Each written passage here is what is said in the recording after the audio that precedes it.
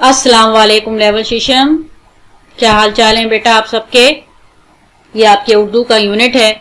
मैं मिशाजिया खान कैंपस 9 से आपसे मुखातिब हूँ। आज जो हम अपना सबक पढ़ने जा रहे हैं वो है नेकी का बदला। बेटा सफ़ा नंबर 128 निकालिए, पेंसिल अपने हाथ में रखिएगा और हम अपने सबक का आज आगाज करेंगे। सबक को शुरू करने से पहले इसके मुश्किल अल्फाज पर एक नजर डाल लेते हैं और कहानी के उन्वान पे भी बात कर लेते हैं। कहानी अमूमन क्यों सुनाई जाती है ना? जो हमारे बुजुर्ग होते हैं, बड़े होते हैं, वो हमें कोई ना कोई कहानी सुनाते हैं और उसका कोई ना कोई मकसद होता है, यानी बच्चे को किसी चीज की तलकीन करना, नसीहत करना। इसलिए अक्सर कहानी सुनाई जाती है ना, ताकि बच्चों को किसी बात की तलकीन की जा सके, उन्हें कोई बात समझाई जा सके। तो इसी तरह आज की एक कहानी है और इस कहानी के उसमें बताया गया कि जब कोई नेक काम करता है, अच्छे अमाल करता है, तो उसको उसका बदला मिलता है। तो ये कहानी में जो अहम किरदार है वो एक हमारे खरगोश का है। सबसे पहले हम मुश्किल अल्फाज पर नजर डालेंगे ताकि उस सबक की तफहीम आसान हो जाए। तो अल्फाज मायने का काम आपको अपनी कॉपी में करना होगा। सबक का टाइटल पेज बनेगा और उसके बाद अल्फाज मायने तहरीर किए जाएंगे। सबसे पहला लफ्ज है सैर सपाटे। इसका मतलब है घूमना फिरना। नसीहत तलकीन, खुराक ग़िज़ा खाना, तरोताजा हरा भरा, फुसलाया राजी करना, फंदा गिरा। ठीक है, ये सारे अल्फाज जो हैं वही आपको हाशिया लगाकर, जिस तरह हम हमेशा कॉपी में काम करते आए हैं बेटा, इसी तरीके से करना है। 7वें नंबर पे है मन्नत समाजत, खुशामद करना, सैलाब पानी का रेला, जतन किए कोशिश करना, धुन सवार होना, किसी चीज का शौक होना। ये 10 के 10 अल्फाज मायने आपने अपनी कॉपी में तहरीर करने हैं। ठीक है, अब आ जाते हैं हम अपने सबक की तरफ कि आज हम सबक में सफ़ा नंबर 128 आपने खोला हुआ है, पेंसिल आपके हाथ में होगी। अहम सतरों को खत कशीदा करेंगे ताकि पढ़ने में आसानी रहे। अब यहाँ देखिए, किसी जंगल में एक खरगोश अपने नन्हे बच्चे के साथ रहता था। इसने एक दरख्त के खोखले तने में अपना घर बना रखा था। खोखले तने यानी बिल्कुल खाली होलो। उस घर में आराम की हर शय थी। हर शय कहते हैं चीज को, साथ साथ मायने लिखते जाएं। सोने को नरम घास का बिछोना, पीने को पानी से भरा पानी का प्याला। खरगोश का नन्हा बच्चा बड़ा शरारती था, जरा देर को घर में ना टिकता था। इसके सर पर सैर सपाटे की धुन सवार रहती थी। कभी नदी के किनारे तितलियों का पीछा करता, कभी खेत में जाकर गाजरें खाता। अब ये किस तरह वो पूरी कहानी जो है वो खरगोश के बारे में है। खरगोश किस तरीके से कहाँ रहता था, क्या उसकी आदत थी, उसके बारे में बताया जा रहा है। अब यहाँ देखें, खरगोश उसे बहुत समझाता। नन्हे खरगोश का जो वालिद था, बाप था खरगोश, उसको क्या समझाता? बेटे घर से दूर मत जाया करो, जंगली जानवर तुम्हें पकड़ लेंगे। नन्हे खरगोश पर बाप की नसीहत का बहुत कम असर होता। अब ये सारी जो है ना खरगोश के बारे में बताया जा रहा है कि किन चीजों का शौक था, कैसे वो अपनी मनमानी करता था। घूमने फिरने का उसे बहुत शौक था और जब बाप उसे समझाता तो उसे नसीहत का बिल्कुल असर नहीं होता। हमेशा मनमानी करता, यानी अपनी मर्जी चलाता। साथ साथ में जो सतर है उनकी तफहीम करते जाइए।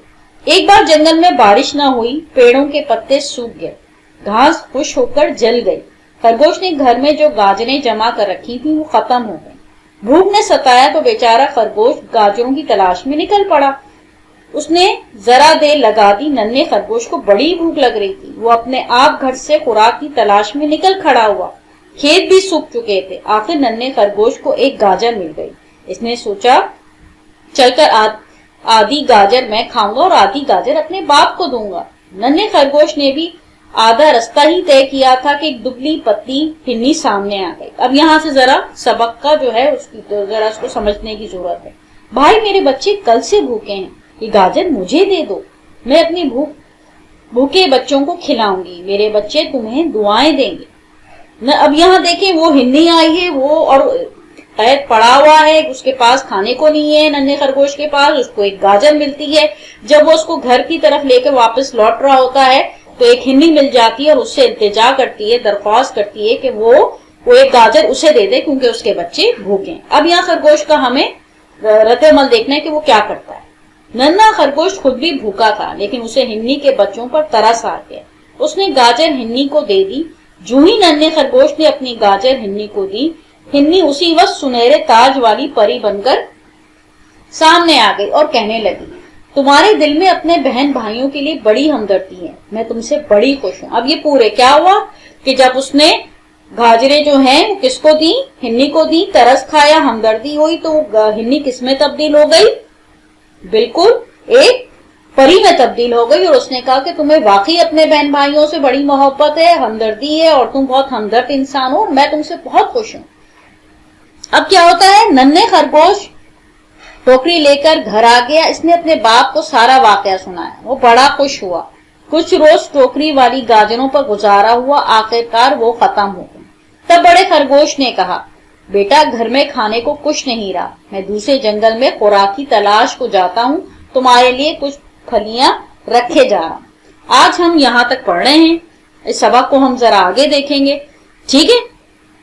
اب یہاں سے ذرا سبق کو دوبارہ سے اس کا اعادہ کر لیتے ہیں کہ سب سے پہلے بتایا کہ ننھا خرگوش بڑا شرارتی تھا، گھومنے پھرنے کا شوقین تھا، اور نصیحت کا کچھ اثر نہیں ہوتا تھا، جبکہ باپ اسے کیا سمجھاتا تھا کہ گھر سے دور مت جایا کرو، لیکن ننھا خرگوش بات نہیں سنتا تھا، ہر وقت اپنی مرضی چلاتا تھا۔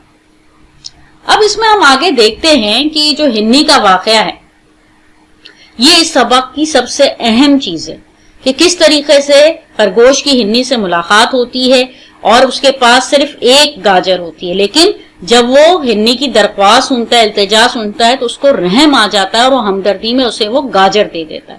کیوں؟ کیونکہ اس کے بچے بھوکے ہوتے ہیں۔ اب یہ کون سا فعل ہے؟ نیکی ہے نا یہ۔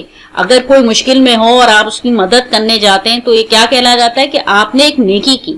اب اس کا جو ننھے خرگوش کو جو ترس آ گیا اور اس نے جو مدد کی اور پھر ہنی جو پری میں تبدیل ہو گئی، تو اس کے بعد جو انعام ملا اس کو نیکی کا کیا بدلہ مل رہا ہے کہ ایک تو اس کے بدلے میں اس نے کیا کیا کہ ڈھیر ساری گاجریں دی اور مدد کا وعدہ کیا کہ اگر تم پر کوئی مشکل آئے گی تو میں ہر صورت تمہاری مدد کروں گی۔